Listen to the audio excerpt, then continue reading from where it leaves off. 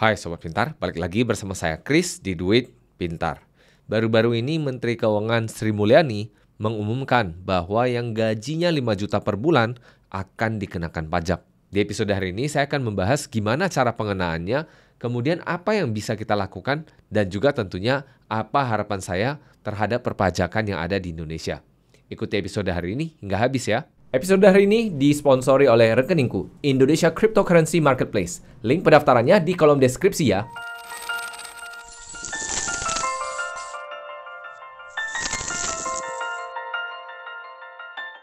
Seperti biasa nih, sebelum memulai, BPJS-nya dulu dong. Bayar pakai jempol, share, dan subscribe saja. Episode dari Duit Pintar akan selalu saya hadirkan di setiap hari Senin, kadang-kadang di hari Kamis. Jadi Sobat Pintar bisa dapat update dari Duit Pintar. Sebenarnya aturan ini sudah ada sejak beberapa bulan, bahkan kalau nggak salah beberapa tahun yang lalu. Namun memang baru-baru ini di blow up dikarenakan ini adalah salah satu cara pemerintah untuk mengajak orang-orang untuk membayar pajak. Dikarenakan seperti yang kita ketahui, pajak merupakan salah satu penghasilan terbesar dari negara kita sendiri, yaitu tentunya untuk membayar proyek-proyek yang akan dibangun di seluruh Indonesia. Ya walaupun sih memang bisa kita katakan penggunaan pajaknya masih banyak yang dipertanyakan, kemudian pemerataannya belum semerata yang kita harapkan. Namun ya harapannya semakin lama akan semakin membaik, tentunya dengan pemerintah dan pemangku jabatan yang tentunya mementingkan kepentingan rakyat. Ya tentunya sih memang ini nggak mudah ya.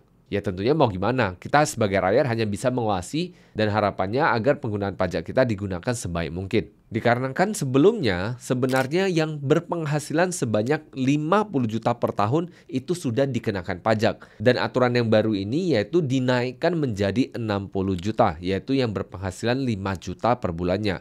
Berarti yang sebelumnya bisa dikatakan berpenghasilan 4 juta, sekian itu sudah dikenakan pajak. Ini dinaikkan tentunya ini adalah hal yang baik untuk kita semua. Walaupun banyak yang terkejut nih, wah ini kenapa saya tiba-tiba harus bayar pajak? Namun tentunya nggak segamblang itu perhitungannya. Perhitungannya ini agak berbeda dari yang diekspektasi atau yang ada di pemikiran orang-orang pada umumnya. Namun tentunya supaya lebih jelas kita akan hitung dulu pengenaannya seperti apa agar kita nggak salah kaprah dulu. Agar kita nggak suudzon dulu sama pemerintah. Mari kita hitung-hitung dulu gimana yang namanya bisa terkena yang namanya pajak sebanyak 5% yang tadi. Jadi untuk Sobat Pintar yang selama ini belum tahu, untuk pengenaan pajak ada istilah yang namanya PTKP atau penghasilan tidak kena pajak dan juga ada PKP atau penghasilan kena pajak. Apa bedanya? Penghasilan kena pajak adalah penghasilan yang akan dikenakan berapa persen dari bracket pajak yang ada. Kemudian PTKP adalah pengurangan dari penghasilan kotor kita yang akhirnya menghasilkan PKP. Jadi untuk perpajakan dari gaji 60 juta ini tidak langsung serta-merta 60 juta dikalikan 5%. Karena tentunya ini kan agak berat ya kalau kita lihat angkanya seperti ini. Jadinya terkena 3 juta. Namun tentunya nggak sebesar itu yang dikenakan. Jadi cara pengenaannya adalah dari 60 juta ini dikurangi dengan PTKP, kemudian sisanya baru dikalikan dengan pajaknya. Untuk PTKP sendiri ini tergantung juga golongannya. Ada golongan tidak kawin dan juga tidak memiliki tanggungan, hingga ada kawin dengan penghasilan dipisah dan 3 anak ataupun 3 tanggungan. Tanggungan ini nggak harus serta-merta hanya anak karena tanggungan ini bisa aja dalam bentuk orang tua. Untuk PTKP paling rendah sendiri itu dikenakan sebanyak 54 juta, artinya dari penghasilan 60 juta tadi akan dikurangi 54 juta. Dan PTKP yang paling besar adalah di angka 126 juta, di mana ini adalah penghasilan suami istri yang digabungkan menjadi satu, kemudian ditambahkan dengan 3 tanggungan. Sehingga apabila kita memiliki semakin banyak tanggungan ataupun kita sudah menikah, maka bisa dikatakan PTKP kita semakin besar dan untuk dikenakan pajak maka penghasilan kita juga harus lebih besar pula. Ini saya kasih contoh hitungan yang penghasilan 5 juta per bulan. Untuk penghasilan 5 juta per bulan maka penghasilan 1 tahunnya adalah 60 juta. Dari 60 juta tadi baru dikurangi dengan PTKP, anggap ini adalah single dan tidak memiliki tanggungan sama sekali, maka dikurangi 54 juta. Hasilnya adalah PKP sama dengan 6 juta. Penghasilan kena pajaknya hanya 6 juta, bukan 60 juta. Dari 6 juta ini baru dilihat ke bracket pajaknya. Bracket pajak ini adalah tingkatan penghasilan yang akan dikenakan pajak. Dan ini juga tidak dikenakan semua sama rata. Namun ini dikenakan berdasarkan besaran tertentunya.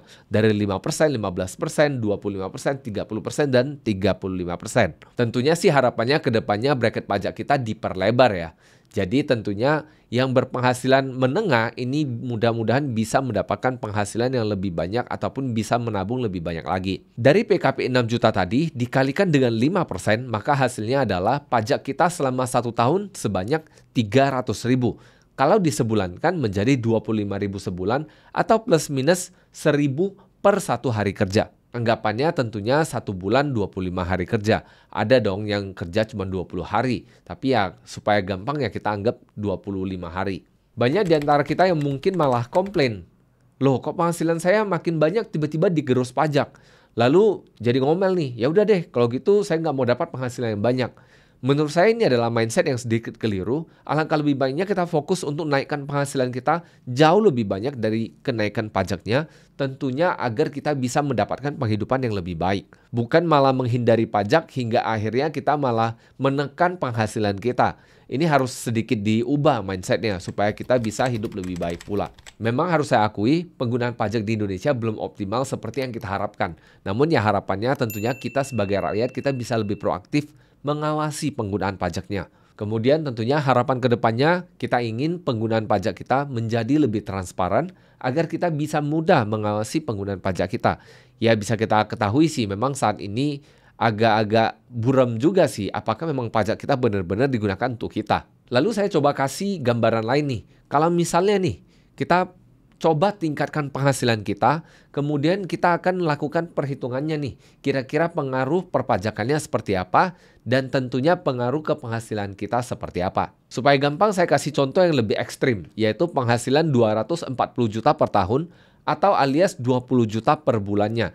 Tentunya ini adalah penghasilan belum kena pajak. Maka kita akan hitung penghasilan kena pajaknya, dan kita hitung pajaknya kira-kira berapa. Dari bracket pajak ini bisa dilihat nih, mungkin ada yang berpikir, wah kalau saya berpenghasilan 240 juta langsung dikenakan 15%, berarti pajak saya 36 juta dong. Berarti sebulan saya harus bayar 3 juta dong. Tentunya ini adalah sedikit keliru dikarenakan perhitungannya tidak sedemikian rupa. Perhitungannya adalah menggunakan sistem progresif. Maksudnya gimana nih? Ini saya kasih contoh kalau misalnya penghasilan sedemikian rupa, dan kondisinya adalah belum kawin ataupun tidak kawin dan tidak memiliki tanggungan sama sekali. Maka dari 240 juta tadi dikurangi 54 juta yaitu PTKP, hasilnya adalah 186 juta. Dari 186 juta ini baru kita tarik keluar nih. 5% dikalikan dengan 60 juta hasilnya adalah 3 juta. Kemudian sisa dari penghasilan tadi yaitu 126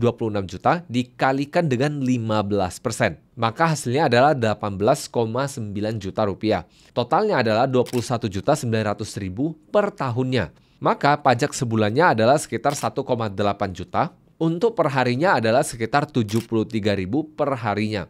Jadi bisa dikatakan ya kurangi minum 2 cangkir kopi, bisa dikatakan sudah bisa untuk bayar pajak. Memang ini agak mahal, namanya juga penghasilannya jauh lebih banyak. Di sini penghasilannya yang naik sebanyak 4 kali lipat, pajaknya memang naik. Pajaknya naik menjadi 20 jutaan. Tapi ini hanya sekitar 9% dari total penghasilan yang ada. Namun kalau diingat, di episode sebelumnya saya pernah mengatakan bahwa salah satu fungsi pajak adalah fungsi distribusi, yaitu mendistribusikan kekayaan dari yang lebih berpenghasilan banyak ke orang-orang yang lebih membutuhkan, seperti dibuatlah program BLT dan sejenisnya. Namun kondisi perhitungannya ini bisa sedikit berbeda apabila ternyata kita sudah menikah dengan 3 anak dan istri tidak berpenghasilan, di mana PTKP-nya berubah dari 54 juta menjadi 72 juta. Pertanyaannya mungkin, loh Chris kok nggak dikasih yang 126 juta? Karena dalam konteks ini istri tidak memiliki penghasilan, makanya digunakan yang 72 juta. Tapi kalau istri berpenghasilan, maka kita gunakan yang 126 juta. Maka dalam setahun, PKP-nya berubah menjadi 168 juta dari yang tadi 186 juta. Total pajak yang harus dibayar jadinya bukan 21,9 juta lagi, berubah menjadi 19 jutaan. Yang mana kalau kita bagikan 1 bulan menjadi 1,6 juta dan kalau kita bagi per harinya sekitar 64.000. Ya anggapan kita kurang minum 1,5 cup kopi di luaran. Dan dari perhitungan ini, maka proporsi dari pajak terhadap penghasilan kita menjadi sekitar 8%-an. Tentunya memang kalau kita hitung-hitungan pajak, ini hal yang agak rumit. Dikarenakan banyak orang yang nggak melek dengan pajak. Belum lagi penggunaan pajak dan pengawasannya agak susah. Namun memang bisa dikatakan kondisi perpajakan di Indonesia jauh dari kata ideal. Sehingga ada beberapa hal yang saya harapkan ada di Indonesia. Namun sebelum itu kita bahas dulu, kira-kira apa yang bisa kita lakukan kalau kita hendak berencana untuk membayar pajak agar kita bisa membeli aset dengan tenang di masa mendatang. Dikarenakan kalau kita nggak bayar pajak, kita nggak taat pajak, kedepannya kalau kita beli aset, tiba-tiba datang nih surat coklat. Ini agak ribet dan dendanya bisa agak lumayan nih, bisa sampai dengan 50% dari pajak yang terutang. Jadi bisa dikatakan ini agak memberatkan nantinya. Jadi daripada kena denda, mending ya kita bayar dulu. Hal pertama yang bisa dilakukan adalah kita buka satu rekening yang terpisah. Tentunya misalnya kita pakai bank digital. Bank digital kan bisa buka rekening yang terpisah di mana rekening ini bisa kita lakukan transfer otomatis setiap bulannya ataupun setiap minggunya agar tidak terlalu memberatkan. Tentunya kita cicil secara terpisah ini tujuannya agar ketika kita hendak membayar pajak kita sudah memiliki anggaran untuk bayar pajaknya. Caranya gimana? Kita perkirakan dulu di tahun lalu penghasilan kita berapa, maka kita hitung kira-kira pengenaan pajaknya berapa, maka di tahun ini kita cicil di rekening yang terpisah. Hal yang kedua yang bisa kita lakukan adalah tentunya fokus ke peningkatan penghasilan, bukan ke pengenaan pajaknya. Dikarenakan tentunya pajak suka nggak suka bakal datang. Kalau kita hendak tinggal di suatu negara, seyogianya ya memang kita harus bayar pajak. Ya anggap kita sewa di negara tersebut. Tapi ya namanya tinggal di sana, kan suatu saat kita akan beli aset. Baik rumah, baik mobil, baik tanah, dan sebagainya. Dan tentunya dengan pembelian itu, tanpa ada bukti pajak, ini agak rumit nantinya. Dan untuk Sobat Pintar yang memang penghasilannya berasal dari usaha, Sobat Pintar boleh ikut program perpajakan yang dikenakan kepada UMKM. Di mana pengenaan pajaknya ini jauh lebih murah. Kalau misalnya bingung nih, Sobat Pintar saya sarankan untuk ke kantor pajak, tanyakan ke account representatif ataupun AR. Atau mungkin ada istilah lain ya, saya nggak tahu nih. Kalau misalnya Sobat Pintar tahu, tulis saja di kolom komentar. Dan yang terakhir, mungkin perpajakan di Indonesia masih sulit untuk kita pantau, masih kurang transparan. Namun ketika kita memiliki kesempatan untuk memantau, kesempatan untuk mengawasi, kita coba proaktif untuk mengawasi penggunaan pajaknya, tujuannya agar kita nggak ketinggalan nih, sebenarnya pajak kita diapain. Lalu seperti yang tadi saya sebutkan, supaya pajak di Indonesia menjadi lebih ideal, itu gimana nih? Yang pertama tentunya kalau harapan saya, diperbanyak nih pilihan PTKP, penghasilan tidak kena pajak. Ataupun diperbanyak pengurang penghasilannya. Misalnya nih seperti di Malaysia, ada pengurangan dalam bentuk santunan untuk yang melakukan pemeriksaan kesehatan, medical check up. Tentunya ini sangat membantu untuk kita, dikarenakan kalau memang tubuh kita sehat, tentunya kita bisa menghasilkan lebih banyak.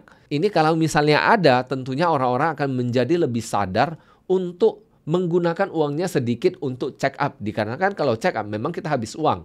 Tapi kan kita dapat kelebihannya itu kita jadi tahu nih sebenarnya kita ada penyakit apa atau misalnya ada potensi terkena penyakit apa. Kemudian bukan hanya itu, kita dapat pengurangan penghasilan yang dalam bentuk benefit pajak. Jadi pengurangan pajak demikian kalau ditambah menurut saya akan lebih menarik dikarenakan orang-orang akan merasa mendapatkan benefitnya secara langsung. Kemudian yang kedua, harapan saya sih ditambah lagi bracket pajaknya. Baik diperluas agar orang-orang yang berpenghasilan menengah ini bisa naik dan orang-orang yang berpenghasilan rendah ini juga bisa naik ke yang menengah. Karena kalau bracket pajak kita yang semakin lama semakin tipis, semakin kecil, maka ini tentunya kurang memotivasi orang untuk berpenghasilan lebih banyak. Dan yang terakhir yang menurut saya yang paling penting yaitu dibuat sistem yang lebih transparan untuk pemungutan hingga penggunaan pajak yang dapat diawasi oleh rakyat. Tentunya ini tidak mudah, tapi harapannya ini bisa dilakukan di kemudian hari. Jadi untuk menyimpulkan episode hari ini, alangkah lebih baik kalau kita fokus ke peningkatan penghasilan daripada pengenaan pajak. Untuk sobat pintar yang masih berada di rentang bracket pajak yang paling rendah, PTKP tentunya sangat membantu untuk mengurangi pengenaan pajak kita. Dikarenakan PTKP yang semakin lama semakin banyak, ini dapat membuat pengenaan pajak kita juga semakin kecil. Dan tentunya yang terakhir, harapan saya sih pemerintah bisa menerima masukan-masukan ini dikarenakan agar supaya pengenaan pajak dan iklim perpajakan di Indonesia menjadi lebih ramah terhadap perpajakan pribadi. Yang mana saat ini perpajakan di Indonesia masih hanya lebih ramah kepada perpajakan yang badan ataupun perusahaan. Itu saja episode hari ini. Terima kasih sudah menyimak. See you in the next episode and bye-bye.